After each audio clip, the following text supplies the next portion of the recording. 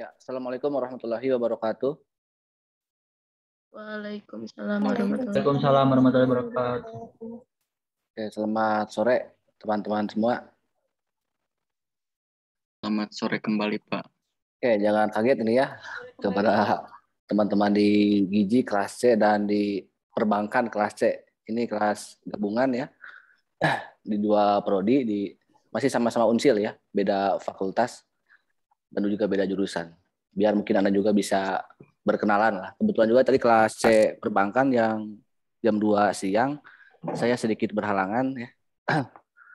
Terus saya minta gabung, katanya tidak bisa, tapi di akhir kuliah lainnya tidak Zoom.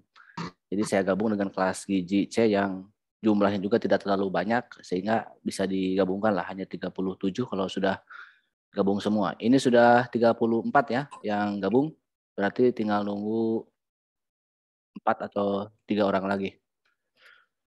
Oke, ini karena memang bahasannya tidak terlalu jauh berbeda ya di minggu lalu. Kita masih lanjut bab 2 dan sudah ada pertanyaan. Tapi mungkin hari ini silakan kita akan menggunakan metode lain ya. Sambil Anda baca-baca referensinya dan juga sambil Anda baca-baca tugasnya ya yang Anda tanyakan. Dan untuk aktif ya, untuk berpartisipasi, dan saya akan mencatat siapa yang aktif gitu ya. Oke lah, bab 2 saya akan coba sistematis ya apa yang akan saya uraikan dan sekaligus juga bertanya kepada Anda poin-poin penting di bab 2 ya, karena harapan saya bab 2 bisa selesai di 2 pertemuan ya, ataupun di pertemuan ini. Kalau tidak sore mungkin kita selesaikan bab 2. Tapi kalaupun tidak ya kita perlahan lah. Kan udah saya kasih VR ya sampai mana kita minimal membahas di bab 2 ini. Oke, saya akan mengawali bab 2 ini dari proses perumusan Pancasila. Di mana memang proses perumusan Pancasila itu dimulai pada sidang BPUPK yang pertama. Nah, ini coba saya kasih tantangan ke Anda, siapa yang bisa menjelaskan atau bisa sambil baca lah, sambil baca referensi buku ataupun ya buku khususnya. Sidang BPUPK yang pertama itu kapan? Ya. Apa agendanya? Siapa ketuanya dan apa hasilnya? Atau 3 lah paling tidak Anda bisa menjawab atau bisa menguraikan kapan dilaksanakannya, apa agendanya, dan apa hasilnya. Ini sering keluar soalnya di ujian ya, baik di ujian kuliah maupun nanti di ujian negara kalau Anda menjadi CPNS misalnya ya. Ini poin-poin penting soalnya. Pada bulan September. Oke, sebutkan nama ya. Yang berbicara sebutkan nama, nomor sepatu. Oh, siapa? Saldi ya? Saldi dari jurusan dan nomor absen? Perbankan keuangan, nomor absennya lupa lagi Pak, bentar. Oke, Saldi di sini nomor 10 ya. Oke, silakan Saldi. Pada bulan September 1944. Bulan apa? Sidang BPUPK. BPUPK. Yang pertama. Pertama pada bulan September 1944 diketuai oleh Dr. KRT Rajiman Wiyodiningrat. 20 September. Itu kelahiran 44 itu kelahiran kakek saya. Coba tanggalnya. Anda betul, ketuanya sudah betul ya. 1 Juni. Ya, yang itu coba dari tanggal berapa? Sudah ada 1 Juni. 1 Juni 1945. Ya, itu hari terakhir. Dari tanggal berapa coba? Biar lengkap ya. Nah, ini begini. Jadi pertama kita harus paham sidang BPUPK yang pertama ya. Sidang BPUPK. Itu kapan? 29 Mei. Oke, 29 Mei sampai 1 Juni. 1 Juni. Betul. Tadi ketuanya sudah betul. Dr. Rajiman ya. Rajiman Wiyodiningrat. Agendanya apa? Agendanya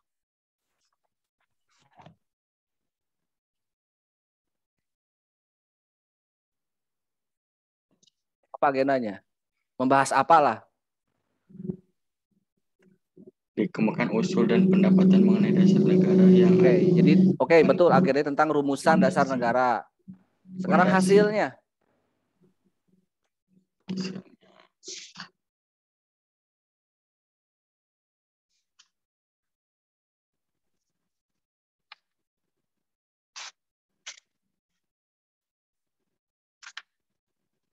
Hasilnya apa? Coba yang lain. Pancasila Satu. bukan, Pak? Jangan, sebelum berbicara ini dulu. Sebutkan nomor ini. Aldi bisa lanjut atau pas dulu? Ya apa lagi nyari dulu Oke, sama yang lain. Sama yang lain dulu. Saya kasih nilai kamu 87,5 ya. Ya apa, makasih. Kembali kosasi. Oke, Seriana tuh. Ya, nyebut nama saya soalnya. Oke, tadi siapa? Salma dari mana? Salma. Dari kelas C. Jurusan ini soalnya. Hah? Jurusan apa? Gimana? Jadi jurusan apa? Jurusan gizi. Gizi, oke. Jadi ini gizi dan ini sudah satu-satu ya dudukannya. Oke, apa hasilnya? Hasilnya Pancasila bukan, Pak? Jangan nanya tuh. Langsung aja jawab. Pancasila. Oke. Oleh Pancasila. Pancasila itu yang dimaksud dengan Pancasila di sini apa? Apakah apanya gitu? Maksudnya? Ya maksudnya Pancasila itu kan apanya yang dihasilkan di 1 Juni ini? Pancasila siapa? Pancasila campuran dari beberapa. Campuran ya, campur sari ya. Kayak Didi Kempot ya, almarhum Denny Caknan. Campur sari itu. Sama Campur juga. itu Pak kan pembentukan panitia 9 bukan Pak? Nanti setelah itu. Sabar dulu, Saldi. Kita masih sampai 1 Juni ya. 1 Juni kalau campuran berarti ada siapa yang mengusulkan, Salma? Yang pertama ada Muhammad Misteri Amin. Itu tuh pada tanggal 29 Mei. Terus? Ya nggak apa-apa, jangan pakai Terus terus ada itu tuh ada Muhammad Agus Salim sama Kiai Haji Wahid Hashim, tapi cuma ngusulin tapi gak rinci gitu, gak dijelasin lagi. Terus yang ketiga tuh ada Mr. Supomo. Terus yang keempat Insinyur Soekarno pada tanggal 1 Juni. 1 Juni Soekarno berbicara apa? Coba yang terkenal dari Soekarno. Ada berbicara tentang 5 sila. Yang pertama tuh ada kebangsaan nasionalisme, perikemanusiaan internasionalisme, mufakat, demokrasi, terus ada keadilan sosial, yang terakhir ketuhanan yang Maha Esa.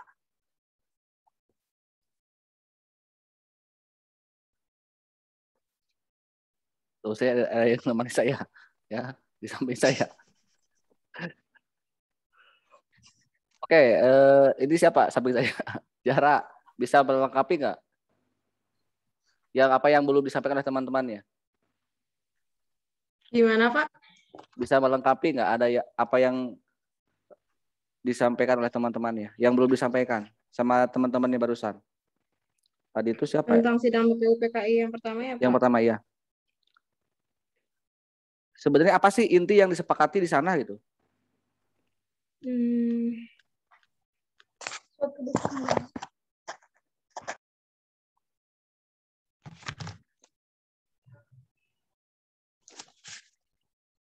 Coba yang kamu ketahui aja dari sidang itu apa?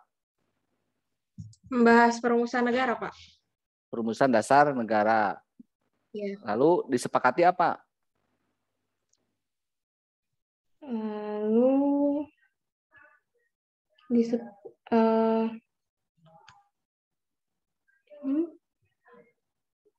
Kira-kira 1 Juni itu Soekarno berbicara tentang apa selain rumusan-rumusannya? Untuk pertama kalinya Soekarno berbicara tentang apa? Ingat Pancasila. 1 Juni? Oke, tentang Pancasila. Oke, sudah dulu ya. Nah, ini ingin saya uraikan dulu. Jadi, kenapa agendanya dasar negara ini kan sesuai dengan arahan dari ketua ya, yaitu Dr. Rajiman Wijayadiningrat. Kurang lebih dia membuka sidang. Kenapa sih yang menjadi ketua Wijayadiningrat atau Dr. Rajiman ya? Karena beliau dari sisi usia paling senior ya di antara teman-temannya. Kalau Soekarno, Hatta kan baru usia 40 sampai 50 tahun, 45 sampai 50. Sementara kalau Dr. Hajimah sudah 65 tahun. Beliau seorang dokter ya. Dan pada saat memimpin sidang atau membuka sidang bertanya kepada semua yang hadir, kalau nanti negara yang akan dibentuk itu merdeka, apa dasarnya ya. Kemudian dalam risalah yang asli ya, dalam risalah itu catatan sidang yang asli itu semua hadir ya, semua yang hadir ada berapa ratus coba, ada berapa puluh orang yang menjadi anggota BPUPK? Ada 100 kurang lebih ya, sekitar 100. Kalau Anda lihat dari komposisinya memang lengkap ya, dari berbagai daerah, utusan golongan ya. Dari etnis juga ada Tionghoa di sana, ada etnis Arab ya, keturunan Arab juga ada. Namun yang dikenal oleh kita dalam buku-buku sejarah umum hanya 3 orang yang berpidato, yaitu Yamin, Supomo, dan Soekarno. Ya. Tapi itu biarlah sejarah yang membuktikan ya, kan tergantung yang menulisnya. Karena yang menulis buku sejarah kan Muhammad Yamin gitu. Dan yang kecewa adalah Muhammad Hatta karena nggak ditulis. Ya, padahal tokoh-tokoh yang lain termasuk Hatta juga mengusulkan ya selama sidang tersebut.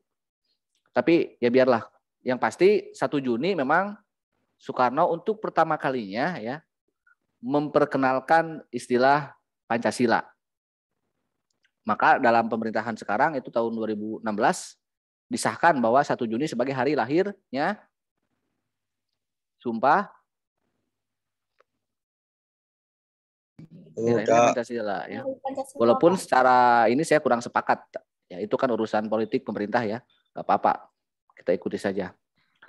Namun yang ingin saya tegaskan, apakah rumusan Soekarno itu sesuai nggak atau disepakati tidak di sidang itu 1 Juni?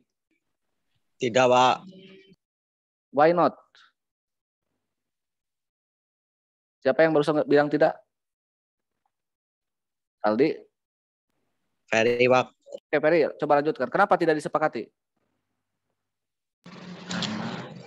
Karena kurang Ferry.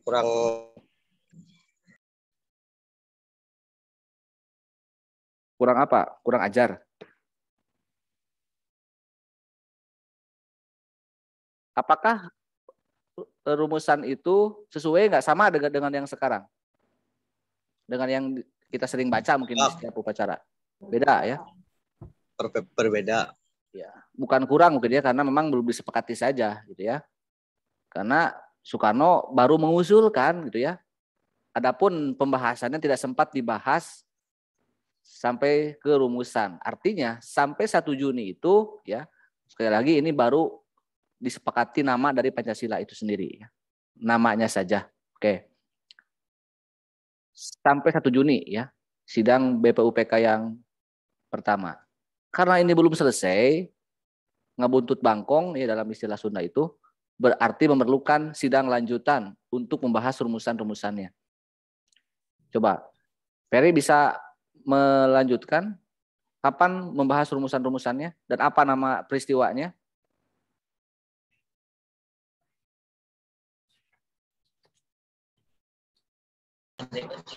Membentuk panitia kecil, Pak. Oke, disebut juga dengan panitia 9.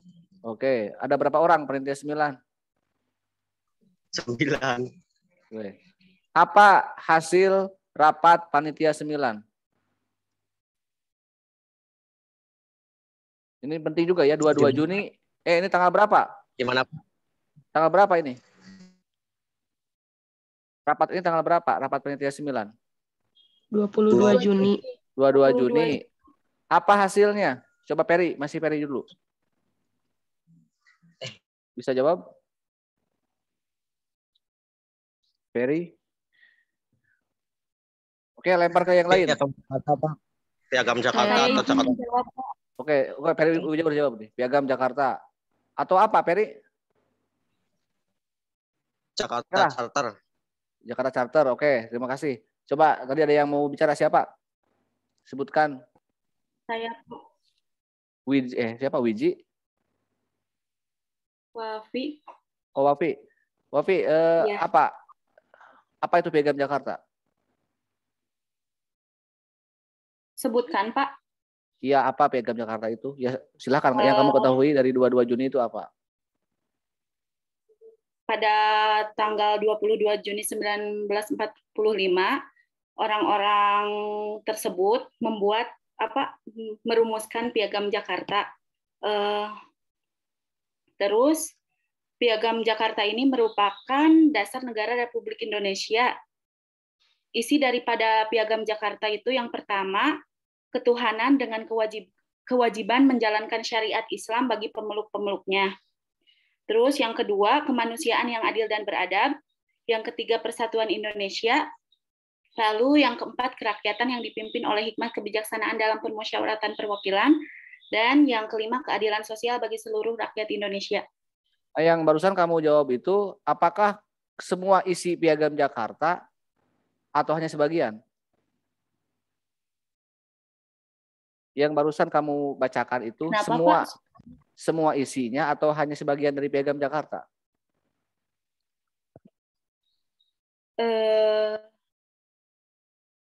Sebagian. Semua atau sebagian coba? Harus jelas. Karena Piagam Jakarta itu apa? Nama lainnya kalau sekarang dikenal dengan apa? Cikal bakal apa? Undang-Undang Dasar. Bukan undang-undang. Belum ke undang-undang. Pembukaan. Oke, pembukaan Undang-Undang Dasar. Nah, yang ingin saya tanyakan ke Wafi tadi, kita harus tegas dulu. Apakah yang dibacakan oleh Wafi itu hanya sebagian atau seluruh isi Piagam Jakarta? Sebagian, Pak. Sebagian, karena yang lainnya apa? Kalau yang lainnya apa kira-kira isi Piagam Jakarta? Yang lainnya sebelum ke itu tentang apa coba? Dimuat di mana letak isi dari Piagam Jakarta yang kamu bacakan? Apakah di bagian awal, akhir, tengah? Di bagian akhir, Pak. Atau alinea ke 4. alinea keempat. Ya. Sementara yang lainnya apa? Tahu nggak isinya? Selain alinea keempat? Tidak. Masa tidak? Jangan pura-pura tidak tahu. Mungkin kamu pura-pura tidak tahu. Pembukaan Undang-Undang Dasar. Iya, jadi Piagam Jakarta itu tiada lain yang tidak bukan adalah pembukaan. Artinya, tadi Anda membacakan hanya sebagian ya, yaitu rumusan Pancasila dalam pembukaan dalam Piagam Jakarta. Betul. Jadi Piagam Jakarta itu adalah dasar negara. Apa Piagam Jakarta atau pembukaan? Ini bab 3 juga nanti akan dibicarakan lagi ya. Ini tolong perhatikan. Piagam Jakarta itu atau pembukaan itu adalah dasar negara. Kenapa dasar negara? Karena rumusan Pancasila sebagai dasar negara termuat dalam pembukaan alinea keempat. Kenapa? Karena pembukaan merupakan stat fundamental norm ya, atau kaidah dasar norma dasar bernegara. Semua yang terdapat dalam pembukaan atau dulu namanya Piagam Jakarta adalah dasar negara, ya termasuk rumusan-rumusan di alinea keempat, yaitu rumusan Pancasila. Coba. Lalu yang harus kita kaji, kenapa? Coba. Dalam Piagam Jakarta itu ada sila pertamanya, sudah ada kesepakatan tapi ya, sudah disepakati rumusan-rumusannya. Kira-kira yang beda dengan yang sekarang apa? Yang sekarang sering kita dengar dari rumusan Pancasila. Sama nggak dengan rumusan Piagam Jakarta? Sebelum bicara, sebutkan nama dulu. Dan dari mana? Dari Gizi sama Sakonita. Salma tadi udah ya? Udah. Mau lagi? Oke lah. Silakan Salma. Tapi yang lain tolong nanti juga yang lain yang tadi belum puas ataupun yang ingin mencoba nggak apa-apa ya. Coba aja dulu. Coba Salma. Bedanya di yang ketuhanan. Harus jelas ketuhanan apa? Ketuhanan yang bagaimana harus jelas. Yang lengkap. Kan kalau di Piagam Jakarta tuh lebih ke Islam gitu. Yang menjalankan syariat-syariat Islam bagi pemeluknya. Sementara kalau Pancasila sekarang tuh lebih umum gitu. Tidak Islami ya. Tidak juga. Kenapa sih. bisa muncul sila pertama Piagam Jakarta? Kira-kira apa alasannya? alasannya muncul ketuhanan. Ya, ketuhanan yang dengan kewajiban menjalankan syariat Islam bagi para pemeluk itu kenapa bisa muncul di Piagam Jakarta dan disepakati lagi ya, bukan hanya muncul. Ya karena agama itu dasar. Ya udah ya. Ya, agama memang dasar ya, tapi kan ini masalah berbicara tentang negara gitu ya. Kenapa bisa muncul kalimat atau sila pertama dengan redaksi seperti itu? Oke lah, akan saya jelaskan, tapi coba kira-kira yang 9 orang itu siapa saja? Yang pasti bukan boy band ya, karena sudah berusia lebih dari 20 tahun. Kalau boy band kan syaratnya harus di bawah 15 tahun harusnya. Karena kalau di bawah 15 tahun, di atas 15 tahun itu sudah bukan boy kan istilahnya. Sudah man mungkin ya gitu ya. Betul nggak? Makanya saya dulu mengkritik waktu zaman SMES, itu bukan boy band karena udah ada yang 20 tahun lebih. Anggota SMES dulu ya. Oke, siapa aja? Personil Panitia 9. Anggota panitia Pak. 9, Pak. Izin menjawab, Pak. Oh, Jawab Bapak. Izin menjawab, Pak. saya izinkan. Tapi siapa? Intan Nurhasana, Pak. Dari mana Intan? Dari perbankan C, Pak. Kelas perbankan C. Apa? Siapa saja? Ada Insinyur Soekarno, ada Dr. Andes Muhammad Hatta, Kiai Haji Ahmad Wahid Hasim, Abdul Kohar Muzakir, Mr. A.A. Maramis, Abi Kusno Zokro Yuyoso, Mr. Ahmad Subarjo, dan Haji Agus Salim. Kira-kira dari 9 orang itu, kalau dibagi dua itu dari mana saja? Dari golongan mana saja? Dari kelompok mana saja? Saya kasih itu dua kelompok sebenarnya, dua golongan ya. Intan? Oh, jawab Pak. Coba Intan dulu. Boleh, Pak. Intan bisa kira-kira itu dari dua kelompok mana saja? Kalau dipecah dibagi dua. Atau satu golongan semuanya? Intan?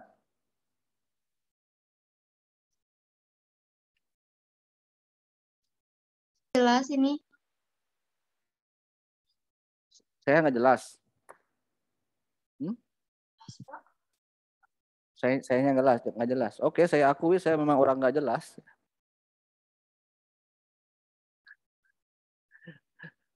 Oke, siapa yang ingin menerangkan komposisi Kurang dari jelas, Pak. Panitia 9? Oh, Kenapa? Perasaan saya jelas-jelas aja. Kalau saya udah mandi dulu sebelum ngajar ya, masa nggak jelas? Atau kurang bersih mandi saya gitu tadi. Siapa coba? Komposisi dari Panitia 9.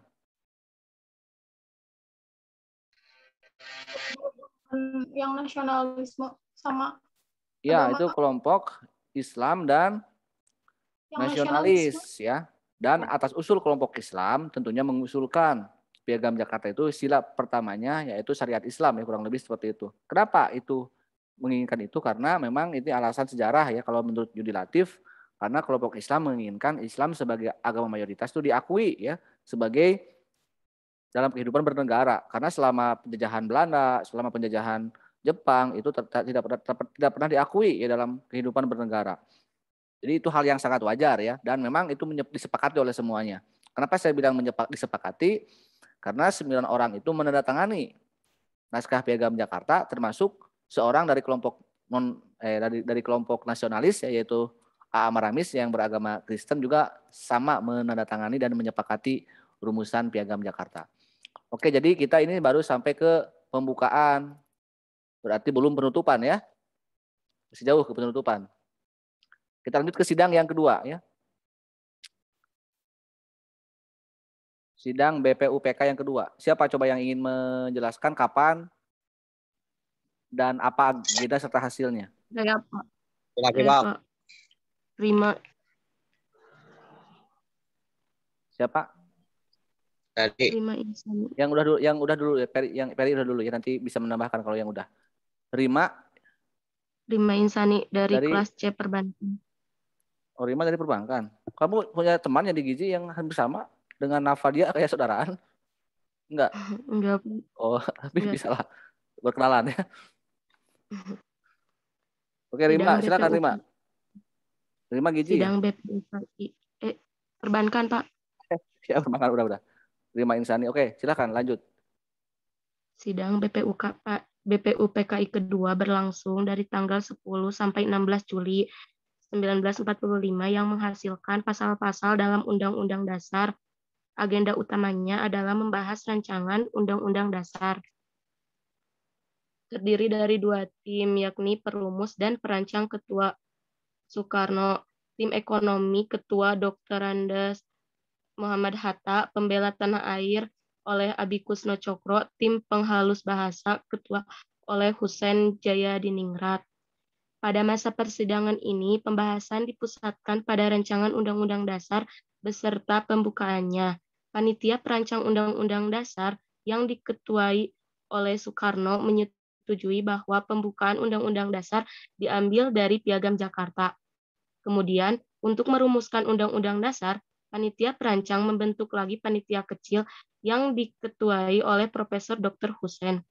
Akhirnya, pada tanggal 14 Juli 1945, Soekarno melaporkan hasil kerja panitia perancang Undang-Undang Dasar kepada sidang yang menyatakan hal-hal berikut. 1. Pernyataan Indonesia Merdeka. 2. Pembukaan Undang-Undang Dasar. Dan ketiga, batang tubuh Undang-Undang Dasar. Akhirnya, sidang BPUPKI ini menerima hasil kerja panitia itu. Selanjutnya, setelah berhasil menyelesaikan tugasnya, kemudian BPUPKI dibubarkan pada tanggal 7 Agustus 1945. Kemudian sebagai gantinya dibentuklah panitia yang sesuai dengan tuntutan keadaan saat itu, yaitu Panitia Persiapan Kemerdekaan Indonesia atau PPKI.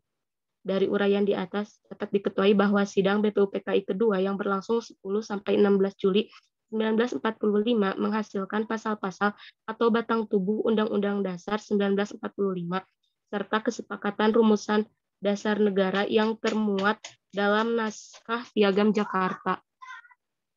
Oke, terima kasih ya. Jadi memang pada intinya mungkin juga harus koreksi ya kalau ada penulisan kata di buku maupun di manapun, karena yang asli itu bukan BPUPKI ya. Jadi BPUPK saja gitu ya menyebutkannya. Karena terbiasa kita menyebut BPUPKI, jadi memang masih itu.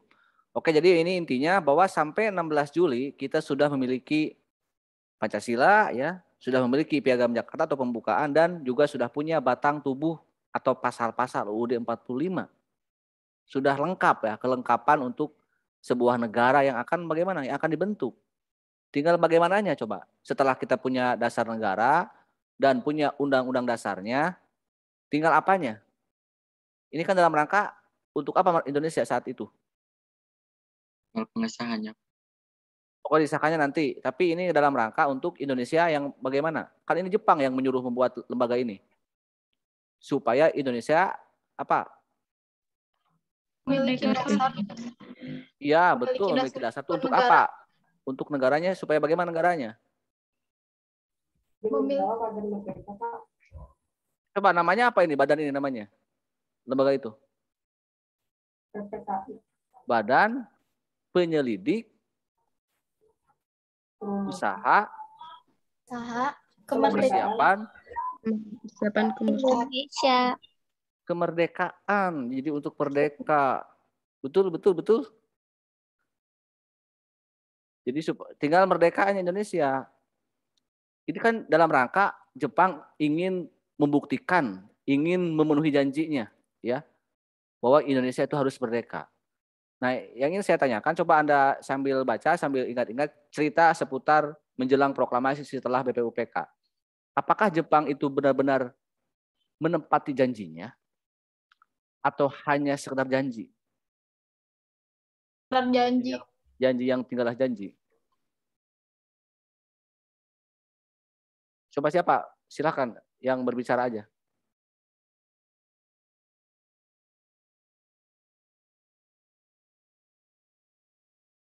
Cerita seputar setelah bulan Juli kan? Juli kan udah siap nih, kita ini udah punya seperangkat alat somainya kalau sepasang pengantin ya. Sudah ada maharnya. Tinggal ijab kabulnya. Dan itu janji Jepang. Betul nggak Jepang menepati janjinya? Bahwa nih, saya kasih kamu kemerdekaan.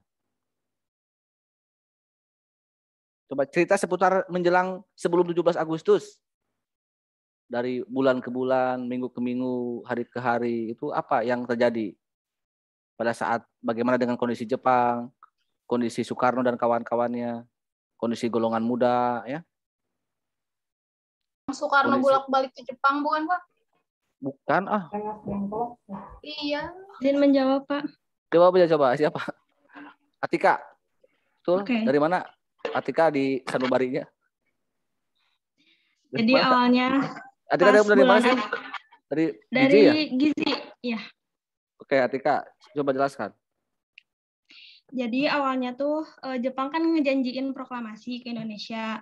Cuman Jepang tuh kayak ingkar janji ke Indonesia, soalnya Jepang itu ngerasa masih butuh ke Indonesia, soalnya di Perang Dunia tuh lagi lemah-lemahnya. Habis itu Soekarno kan disuruh ke Jepang, terus pada tanggal 8 sampai tanggal 9 Jepang itu dibom. Kenapa Soekarno disuruh ke Jepang? Karena supaya Soekarno itu nggak tahu keadaan Jepang sebenarnya kayak gimana. Habis itu tanggal 14-nya Soekarno dicegah turun dari pesawat. Akhirnya dibawa ke Rengas Dengklok. Nah, di Rengas Dengklok, golongan muda ingin segera memerdekakan kemerdekaan. Akhirnya pada tanggal 16 Agustus 1945, Soekarno dan Hatta kembali ke Jakarta untuk mempersiapkan kemerdekaan. Ya, maka sudah dirumuskan kemerdekaannya, maka terjadilah kemerdekaan Indonesia pada tanggal 17 Agustus 1945. Oke, makasih ya. Jadi Jepang itu sudah bagaimana dalam perang itu kondisinya? Ketika ada bom, tadi kan kamu bilang bom, siapa yang dibom? Kota mana? Hiroshima dan Nagasaki. Ya, setelah itu Jepang bagaimana dalam perang? Lemah. Lemah, ya lemah, pasti lemah. Berarti kalau sudah lemah bagaimana? Kan ada dua pilihan. Kalah, Bapak. Ya, jadi kalah ya. Jadi dalam perang itu ada dua pilihan, ya menang dan kalah. Kalau seandainya Jepang benar-benar ingin merdeka dan komitmen terhadap kemerdekaan, dia dua alasan untuk ngasih kemerdekaan. Pertama, dia sudah kalah ya. Dalam teori perang, ingat ya, dalam teori perang itu kalau sebuah negara telah kalah dan menyerah kepada yang mengalahkannya, yaitu sekutu ya, yang menghancurkan Hiroshima Nagasaki, berarti Jepang secara mutlak tidak lagi berhak memiliki Indonesia. Otomatis talak tilu ya. Nyeri teuing. Talak tilu sekalian. Tapi ya Jepang berarti bohong ya. Benar-benar kasih PHP ke kita gitu kan. Bahkan tidak boleh ada berita seputar kekalahan Jepang. Itulah kenapa golongan muda itu golongan yang hebat. Karena ketika informasi ditutup, tapi golongan muda berhasil membobol informasi, ternyata ada berita, ditemukanlah berita kekalahan Jepang. Sementara Bung Karno memang komitmennya dia tetap setia pada janji Jepang. Dan juga Jepang sengaja untuk menutup informasi kepada tokoh-tokoh tua ya, atau golongan tua, supaya tidak tahu bahwa Jepang telah kalah. Ya. Itulah yang dimaksud ya, dalam selama mungkin 1 minggu ya, ada vacuum of cleaner ya Pak istilahnya itu. Kekosongan kekuasaan ya, jomlo kita itu digantung ya. Jepang sudah otomatis talak tilu ke kita ya, sudah cerai otomatis. Dan juga yang harusnya datang lagi, walaupun nggak diharapkan ya, sekutu ataupun Belanda kan tidak datang-datang, tapi biarlah mereka datang. Itulah momentum yang harus segera dimerdekakan oleh golongan muda, akhirnya memaksa supaya Soekarno-Hatta proklamasi, dan setelah dibujuk betul ya dibawa kembali ke Jakarta untuk mempersiapkan proklamasi. Apa itu proklamasi coba? Proklamasi itu apa? Siapa yang bisa menjelaskan? Prok. Ame. Bukan tangan.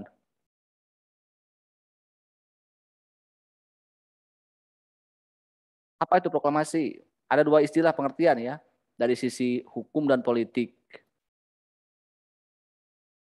Coba Anda kalau belum nemui, saya ingin tanya aja. Yang dibacakan oleh Soekarno dan ditandatangani oleh Soekarno-Hatta atas nama bangsa Indonesia itu apa saat proklamasi?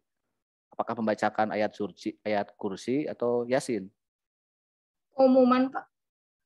Pengumuman apa? Pengumuman ini apa? Kerja bakti? Pengumuman kemerdekaan. Ya, apa namanya? Membacakan apa? Ayat-ayat kursi atau ayat-ayat cinta? Yang dibacakannya apa? Kan harus jelas. Membaca apa? Ya, pernyataan itu apa namanya? Membacakan surat dari Dilan misalnya. Untuk Melea. Lalu menyatakan proklamasi. Coba kalau upacara 17 Agustus kan ada dibacakan ulang tuh oleh pembacanya. Apa namanya? Ini terkenal naskahnya. Naskah apa coba?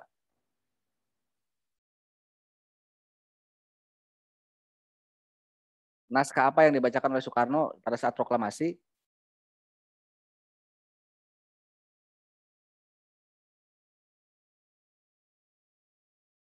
Otentik bukan, Pak? Apa? Apa?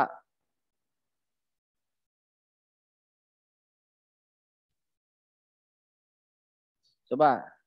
Apa yang dibacakan? Naskah apa? Naskah teks proklamasi itu yang dibacakannya. Kan malam itu kan disiapkan apa yang akan dibacakan, siapa yang mengetik gitu kan, siapa yang menjahit benang merahnya, yang menjahit bendera merah putih gitu kan, yang membuat nasi kuningnya siapa gitu kan, ada di sana di sejarahnya dituliskan. Nah, naskah teks proklamasi itu yang seperti apa bunyinya? Kami bangsa Indonesia. Terus siapa? Wafi. Ya, terus kami bangsa Indonesia menyatakan apa? Kami bangsa Indonesia dengan ini menyatakan kemerdekaan Indonesia, hal-hal yang mengenai pemindahan kekuasaan dan lain-lain. Diselenggarakan dengan lanjut. Diselenggarakan dengan cara seksama dan dalam tempo yang sesingkat-singkatnya. Ya, ini ada dua. Oke, ada dua ini ya, ada dua isi dari naskah teks proklamasi itu, yaitu adalah pernyataan kemerdekaan. Tadi kan kami bangsa Indonesia menyatakan kemerdekaannya. Terus kemudian yang kedua adalah dengan waktu yang sesingkat-singkatnya kan gitu. Jadi itu segera negara bentuk ya. Jadi pengalihan kekuasaan. Jadi setelah merdeka negaranya harus dibentuk. Dan udah dipersiapkan sebenarnya untuk ini kan. Tapi yang penting di dalam 17 Agustus itu dinyatakan dulu bahwa kita ini ijab kabul ya, sebagai sebuah bangsa dan negara yang merdeka. Nah, sebenarnya juga yang akan dibacakan oleh Bung Karno dan Hatta itu pada saat 17 Agustus itu adalah sudah disiapkan namanya Piagam Jakarta atau pembukaan UUD 45. Tetapi panjang teuing atau kepanjangan sehingga disingkatlah. Jadi sebenarnya naskah teks proklamasi itu hanyalah ringkasan dari pembukaan. Makanya kalau ada soal ujian, apa sih hubungan antara pembukaan UUD 45 dan naskah teks proklamasi? Adalah naskah teks proklamasi itu merupakan gambaran terperinci dari pembukaan. Kita buktikan. Ini juga bab 3 nanti akan didalami lagi. Tapi ini harus tahu sejarahnya ya. Makanya dalam memahami pernyataan kemerdekaan ada 3 poin yang harus kita gali. Yang pertama, apa itu kemerdekaan? Yang kedua, untuk apa merdeka? Kenaon merdeka? Terus jelaskan. Dan siapa yang memerdekakan? Coba siapa yang bisa menjawab? Apa kemerdekaan? Untuk apa dan siapa? Acungkan jari tengahnya.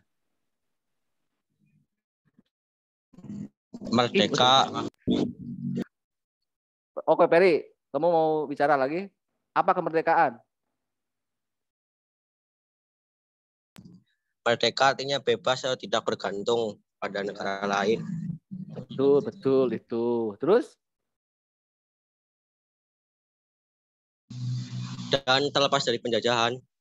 Iya, betul. Tapi yang ingin saya tahu, yang ingin saya tanyakan, ini kan dalam pembukaan sebenarnya ya.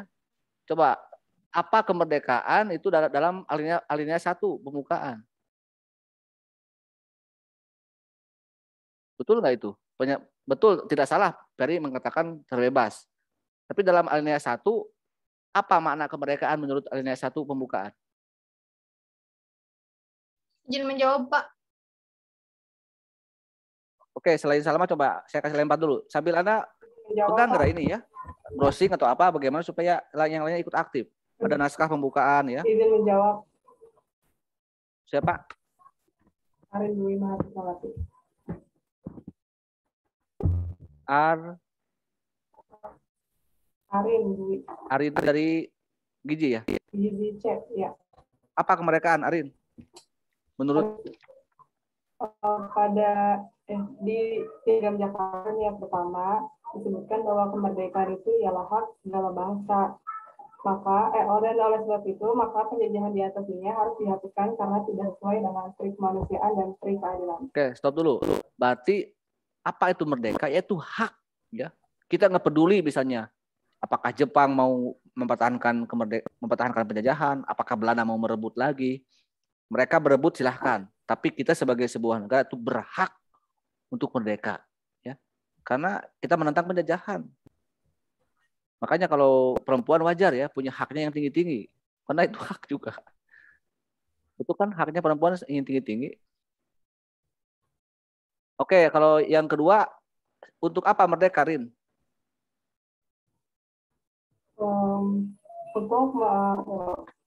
Ini di alinea kedua jawabannya ya. Untuk mengantarkan rakyat Indonesia ke depan pintu gerbang negara Indonesia yang merdeka, bersatu, berdaulat, adil, dan makmur. Oke, jadi tujuan dari merdeka itu apa? Yang merdeka kemudian bersatu, berdaulat, adil, dan makmur. Jadi bersatu, ya, bukan berdua, bersatu. Jadi negara itu setelah merdeka, kita kan udah merdeka lama ya kan, betul nggak? Apakah sudah bersatu belum? Jujur, sudah satu tujuan, sudah bersatu membangun bangsa, ya masih parasea kan, masih saling menyalahkan. Berarti kita belum bersatu ya, secara utuh, karena yang mungkin banyak faktor ya, masih belajar untuk bersatu. Tapi penting bersatu dulu ya. Kita mau berdaulat bagaimana coba? Ketika kita saling menyalahkan, muncullah kepentingan asing, mempengaruhi ekonomi, politik, akhirnya kita nggak berdaulat kan? Dikuasai oleh asing ya, oleh negara-negara yang berkuasa kita. Apalagi adil makmur ya. Jadi kuncinya bersatu. Mungkin ingat ya bahwa Jepang bahwa dulu pun VOC kan bersatu ya, ketika berdagang terorganisir. Sedangkan kita akan melawan tidak bersatu. Jadi penting ya persatuan itu, dan memang bukan berarti sama pendapatnya, sama tujuan sama ideologinya, sama pandangannya. Justru dalam hal ini dalam negara yang mayoritas ataupun yang multikultural ini harusnya bagaimana kemampuan negara dalam memanage perbedaan ya. Ingat bahwa ketika merumuskan Pancasila, ketika merumuskan negara di sidang-sidang BPUPK 1, 2 ya, mungkin juga di Panitia 9, mereka bersatu bukan karena sama pendapatnya. Justru mereka berbeda pendapatnya, ingin Islam, ingin nasionalis dan sebagainya gitu. Tapi akhirnya mereka muncul titik temu tentang apa itu persatuan ya, untuk kebinekaan untuk Indonesia. Jadi ulah aing-aingan ya. Sekarang kan kita parasea aing-aingan ya. Tahu kan aing-aingan? Karena kalau aing-aingan hasilnya akan sia-sia. Betul nggak? Kasarnya nyebutnya gitu. Aing yang sia gagal ya kan, udah kasar gagal lagi. Jadi ulah aja, jangan aing-aingan gitu ya. Harus walaupun berbeda pendapat, tapi kita harus bisa menahan diri ya dalam manage perbedaan yang ada. Yang ketiga adalah siapa yang memerdekakan? Coba Arin bisa dilanjut. Siapa yang membuat kita merdeka?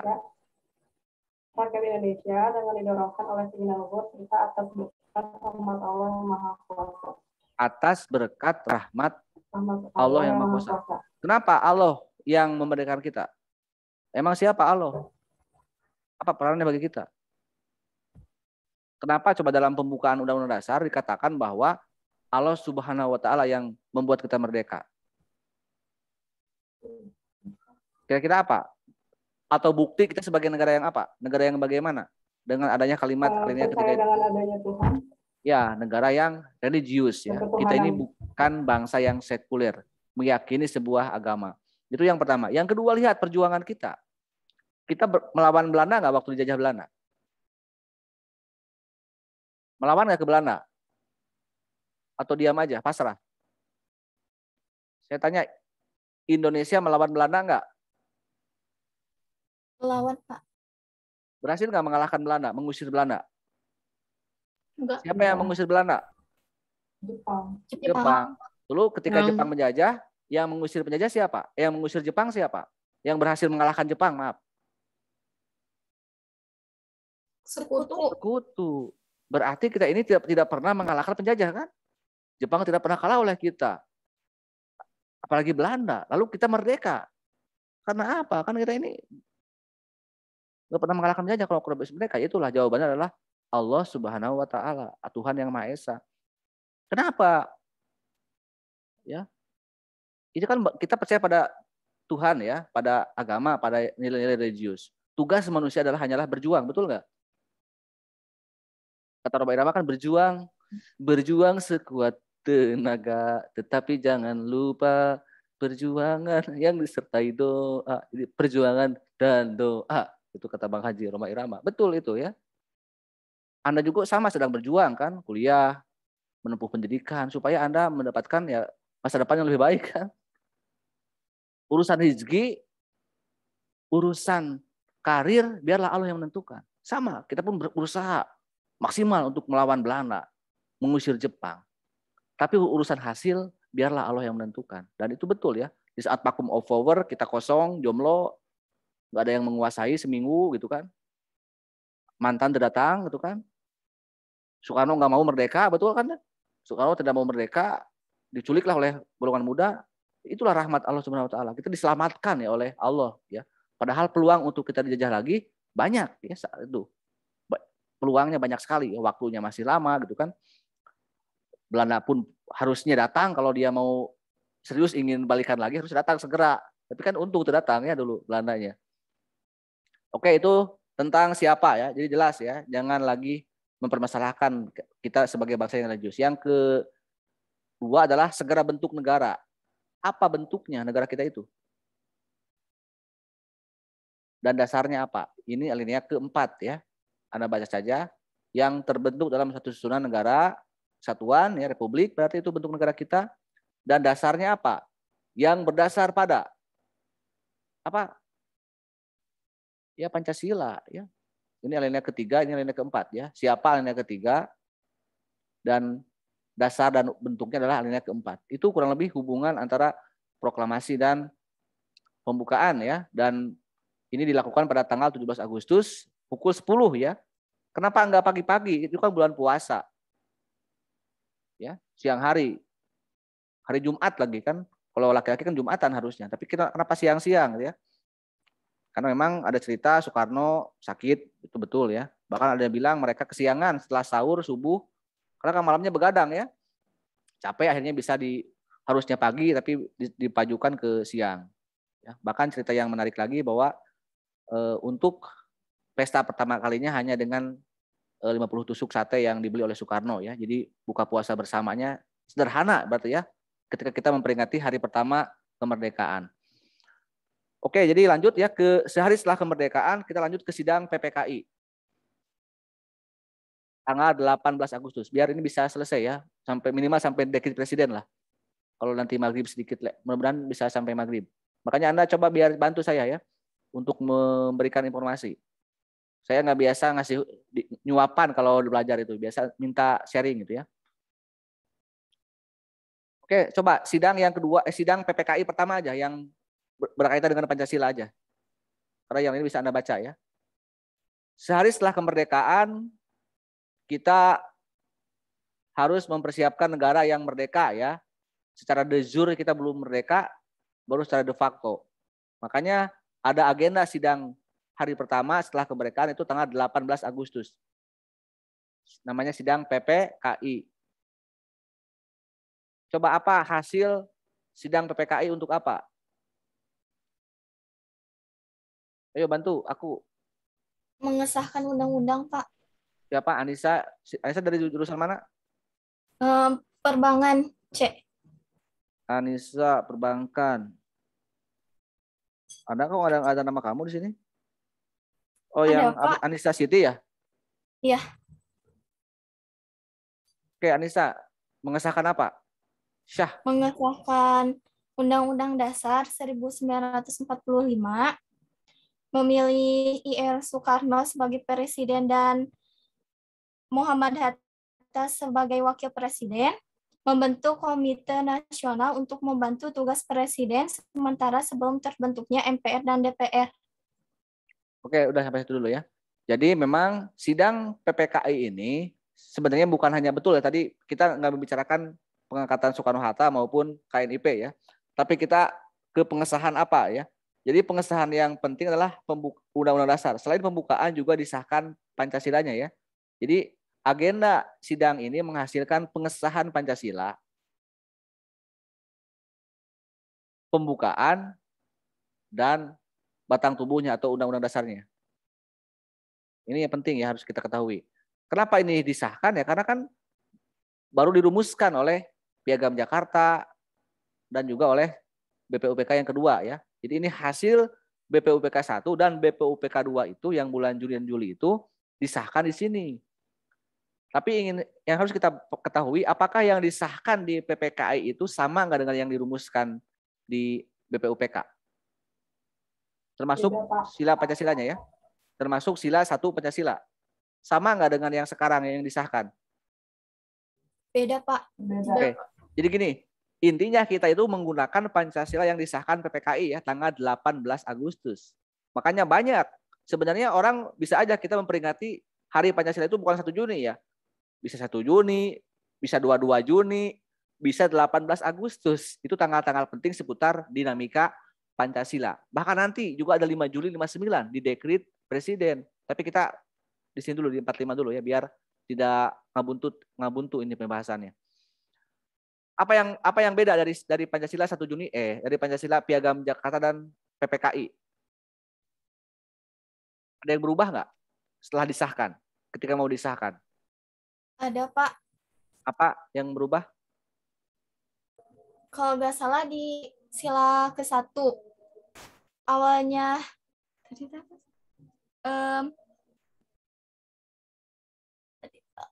awalnya menyembah berhala. Salah, Pak. Awalnya pokoknya awalnya yang BPUPKI memeluk agama Islam. Jadi memeluk agama non-Islam gitu. Ya, pokoknya lupa lagi, Pak. Jadi berubah agamanya itu bahaya. Pindah agamanya dari Islam ke non-Islam gitu setelah PPKI. Ya gini aja, ada perubahan sila ke, coba Anissa dari Giji bisa bantu nggak? Ini kan saudara kembar kamu nih, sama-sama Anissa. Ini kayaknya ada chemistry ya antara Giji dan perbankan kelasnya ini. Ada yang sama namanya, ada yang sama ininya, ciri-cirinya.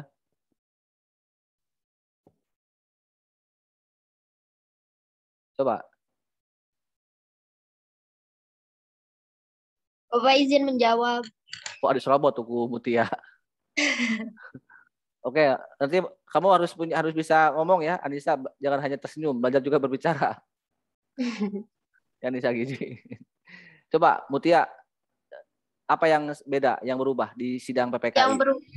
Yang berubah itu di sila pertama yang awalnya di Piagam Jakarta, yaitu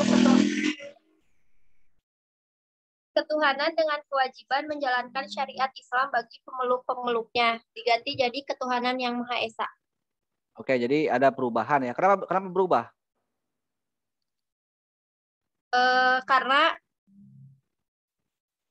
Karena ketuhanan yang Maha Esa, karena diganti menjadi ketuhanan yang Maha Esa demi mengakomodasi semua pihak yang nantinya hidup bersama di negara Indonesia yang merdeka. Zaman menunjukkan bahwa ada perbedaan pandangan dalam perumusan sila-sila Pancasila. Oke, terima kasih ya. Jadi mungkin harus saya luruskan juga ya informasi itu, tidak salah tapi harus saya lengkapi gitu. bahwa komposisi yang hadir di sidang BPUPK kan sebelum kemerdekaan, yang hanya diwakili oleh orang Jawa, Madura, Sumatera, dan Kalimantan. Itu sebelum kemerdekaan. Setelah kemerdekaan, setelah proklamasi ada dari golongan timur, dari Indonesia Timur, Sulawesi, Maluku, Ambon, ya, Bali, NTT, NTB, minus Papua. Papua belum gabung ya. Kita nggak bahas dulu Papua. Nah, sampai situ orang-orang timur kan kebanyakan non-Islam, ya, dari Bali Hindu misalnya, Ketut Puja ya namanya, dari Ambon juga ada, dan dari orang-orang timur lah, ya memang yang paling vokal adalah Bali dan Ambon ya, Maluku. Mereka keberatan, bertanya kenapa sidang pertama kok ini minta dirubah, ya dihapus, diganti gitu. Sebenarnya kelompok Panitia 9 termasuk Soekarno tidak mau berubah. Jangan lagi perubahan lah, udah capek, kita udah merdeka kok harus dirubah gitu, kata Soekarno itu ya, bukan kata saya. Tapi karena memang ngotot orang timur dan juga Agus Salim orang barat ya yang hadir di sidang BPUPK dan hadir juga di PPKI, ada perdebatan sebenarnya antara Agus Salim dan orang Ambon. Kenapa nggak mau berubah? Kalau memang nggak mau berubah, kata orang Ambon, oke lah kami akan keluar dari Indonesia. Silakan kalau Anda mau keluar. Itu kata Agus Salim ya. Sehingga Soekarno berpikir ulang, kalau seandainya orang timur keluar berarti kita sama halnya dengan membatalkan proklamasi, berarti gagal kita merdeka. Akhirnya orang berpikir lagi dan Hatta lah yang membujuk Agus Salim dan kawan-kawan dari kelompok Islam untuk rela menghapus Piagam Jakarta, dan Soekarno sebagai ketua PPKI mengutuk Palu, mengesahkan sidang PPKI dengan mengesahkan Pancasila dan itu ya, dan sampai batang tubuh Undang-Undang 45. Tetapi sebelum diketuk oleh Wahid Hasim ya dari NU meminta kepada Bung Karno untuk, Tuan kita tunggu dulu Ki Bagus Hadikusumo orang Muhammadiyah ya, yang masih dalam perjalanan dari Jogja ke Jakarta lewat kereta api ya, melalui kereta api. Dan setelah menunggu Ki Bagus ditanya, Ki kita ini mau menghapus Piagam Jakarta yang oleh Ki Bagus sendiri jangan dihapus gitu kan, sila pertama itu. Akhirnya ada kesepakatan, karena ada musyawarah, akhirnya Ki Bagus pun menyetujui penghapusan itu, dan Islam itu lebih mementingkan ukhuwah ya daripada syariah. Itu kurang lebih bahasa Ki Bagus Hadikusumo ya. Dan Soekarno akhirnya mengetuk palu ya dengan bangganya, dengan gembiranya karena sudah selesai mungkin sidang itu. Tapi orang Bali protes lagi ini, Ketut Puja. Paduka yang mulia, kami kan dari Bali selain memprotes sila pertama juga memprotes atau mengoreksi alinea ketiga atas berkat rahmat Allah yang Maha Kuasa. Karena di Bali Tuhannya bukan Allah gitu kan. Jadi minta supaya oleh Tuhan yang Maha Kuasa. Tapi kata Bung Karno, oke ini udah tanggung diketuk palu. Bagaimana ini sudah terlanjur ya. Kata Bung Karno, ya udah terlanjur, udah sah gitu. Akhirnya Ki Ketut Puja pun berkata, oke lah kalau demikian, kalau udah sah kami dari Bali untuk setuju dan tidak keberatan dengan isi dari alinea ketiga ya. Jadi itu bukan masalah ya, ada kata-kata Allah di dalam pembukaan. Kalaupun memang di Bali bukan Allah misalnya Tuhannya. Tapi kan bukan masalah Tuhan, tapi masalah intinya bahwa semua agama itu di kita, semua anak bangsa meyakini bahwa ada peran Tuhan ya, ataupun yang Maha Kuasa dalam proses kemerdekaan. Dan yang berubah juga bukan hanya sila pertama ya, konsekuensinya juga berubah ke pasal tentang syarat presiden sebenarnya. Yang awalnya orang Indonesia asli dan beragama Islam. Dirubah dalam sidang PPKI menjadi orang Indonesia asli saja.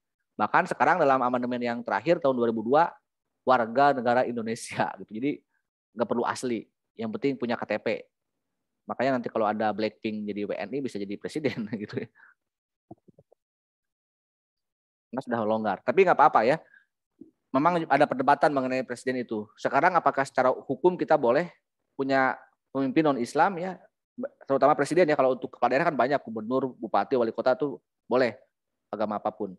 Tapi untuk presiden kita memang walaupun dalam Undang-Undang Dasar pasal 8 itu masih orang Indonesia asli, tapi dalam sumpah jabatannya itu ada kalimat demi Allah gitu kan. Demi Allah itu kan kalimat untuk umat Islam ya. Kecuali wakil presiden. Saya berjanji ya, itu masih bisa. Tapi kan sampai sekarang belum ada partai politik yang berani mengajukan ya, baik itu presiden maupun wakil presiden yang non-Islam. Itu mungkin urusan mereka lah, bukan urusan kita ya. Atau juga mungkin analisis politiknya di Amerika saja kan untuk menerima Obama yang beragama non Protestan ya dan berkulit hitam itu kan perlu waktu 300 tahun.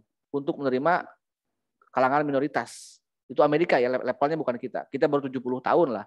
Mungkin perlu waktu ya kita bisa menerima secara psikologis misalnya siapapun yang menjadi presiden tanpa melihat agama ya. Tapi ya saya katakan tadi Amerika saja itu tetap mempertimbangkan ya kelompok mayoritas ya. Oke, itulah. Jadi jangan kita biarlah sejarah nanti yang akan masa depan yang akan berbicara hal itu ya. Kemudian kita setelah merdeka, apakah normal nggak menjadi sebuah negara setelah proklamasi, setelah disahkannya Pancasila dan Undang-Undang Dasarnya? Tahun 40 sampai 50. Apakah berjalan dengan normal nggak Indonesia tanpa ada gangguan? Ya ada gangguan ya dari sang mantan yang terus ngajak balikan gitu kan, Belanda dan yang datang terlambat dan memprovokasi Indonesia untuk sulit mendapatkan pengakuan dari negara lain. Dan sebagai bukti kita ini kalah oleh Belanda dalam tanda petik, bukan kalah tapi menerima supaya mudah mendapatkan pengakuan, itu muncullah pelanggaran pertama terhadap UUD ya, yaitu tentang berubahnya sistem pemerintahan dari presidensil ke parlementer oleh Muhammad Hatta lewat maklumat wakil presiden nomor X tahun 46. Coba Anda lihat ya, ini sering ditanyakan juga. Jadi kita pernah punya perdana menteri selain presiden, padahal kita bukan parlementer tapi presidensil. Tapi itu demi tadi ya, demi membuktikan kita negara yang demokratis agar Belanda tak ganggu. Tapi yang namanya mantan yang ngeyel terus mengganggu, akhirnya muncullah agresi militer kan ya. Gue mah maksa ngajak balikan, kita mah embung kan, nggak mau ngajak balikan, kalau ngajak gelut, mending gelut daripada balikan ke mana mah gitu kan. Betul nggak? Ya betul kan, ada perang ya, perang kemerdekaan ya, yaitu agresi militer Belanda 1 dan 2 ya. Makanya kalau hati-hati kalau punya mantan ya, nanti kalau punya mantan pilih-pilih lah, jangan yang ngeyel kayak Belanda mantannya, yang baik-baik aja mantannya ya, biar nggak maksa ngajakannya.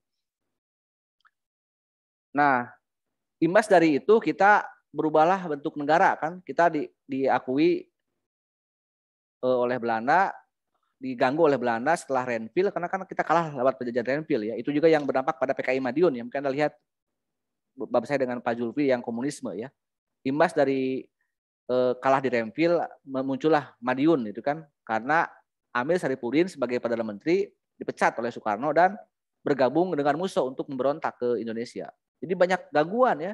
Dari dalam kita ada PKI Madiun, DITII, dari luar jelas ya Belanda ngajak perang dan maksa untuk ngajak lagi ke kita ya, jadian gitu. Dan akhirnya kita menjadi RIS kali tahun 49.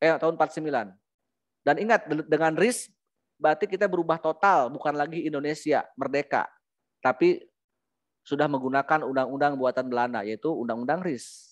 Jadi nggak berlaku lagi yang kita bahas tadi di PPKI, itu udah tidak ada ininya di RIS. Berarti kita ini sudah tidak lagi berpancasila di tahun 49. Karena RIS bukan buatan Indonesia, maka tahun 50 setelah KMB kita kembali bersatu ya. Dan menggunakan apa coba? Undang-undang yang dibuat, yang disahkan setelah RIS apa undang-undangnya? Tahun 50. Yang berlaku tahun 50 undang-undang apa? UUDS, Bapak. UUDS itu apa? Undang-undang dasar sementara. Berarti RIS dan UUDS itu sama-sama bukan Undang-Undang 45 ya. Hampir sama. Beda Pancasilanya beda, pembukaannya beda, rumusan isinya pun beda. Berarti bukan Indonesia Merdeka sesuai 45 RIS itu. Makanya dalam demokrasi, dalam sejarah Indonesia tahun 50 di UUDS sampai 59 itu disebut dengan demokrasi liberal ya. Karena kita menggunakan undang-undang yang sangat liberal. Karena sementara berarti harus apa? Harus ada penggantinya. Untuk mengganti UUDS 50 itu diadakanlah pemilu ya. Jadi saking liberalnya kita baru bisa mengagendakan perubahan UUD tahun 55. Nah, tahun 55 itu ada pemilu. Coba siapa yang bisa menerangkan bagaimana pemilu dan bagaimana hasil pemilu dan apa dampaknya terhadap perubahan UUD di tahun 55? Ada yang bisa bantu?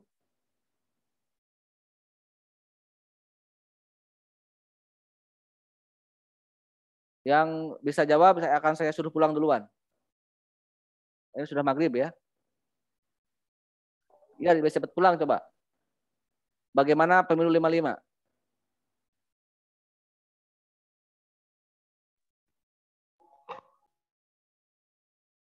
Oke lah, saya PR aja ya untuk 2 ini. Saya kasih PR ke Anda, minggu depan Anda pelajari pemilu 55, bagaimana hasilnya, apa kerjaannya, sampai terjadi dekret presiden. Anda pahami ya, sekali lagi, pemilu 55, dekret presiden, orde lama, orde baru, dan reformasi. Yang seputar nasib Pancasila ya. Karena kita belajar sejarah Pancasila, bukan sejarah yang lain. Jadi Anda nusuknya ke nasib Pancasila. Sekali lagi di 55 pemilu, dekret presiden, orde lama, orde baru, dan sekarang ya reformasi. Oke lah, sekian tutup dulu ya untuk pertemuan ini. Di bab 2 bagian akhir nanti saya harapkan semuanya sudah lebih siap gitu ya. Dan mungkin kalau nanti pertanyaan-pertanyaan yang akan Anda ajukan juga kita singgung sedikit demi sedikit ya. Tapi yang penting tugasnya diisi dengan lengkap gitu ya. Walaupun masih kesulitan, Anda tahan dulu aja. Simpan dulu, jangan hilang file tugasnya. Nanti saya perbaiki ininya Google Drive ya. Mungkin penuh ya itu Google Drive-nya. Assalamualaikum warahmatullahi wabarakatuh. Waalaikumsalam warahmatullahi wabarakatuh. Oke, saya izin keluar duluan ya.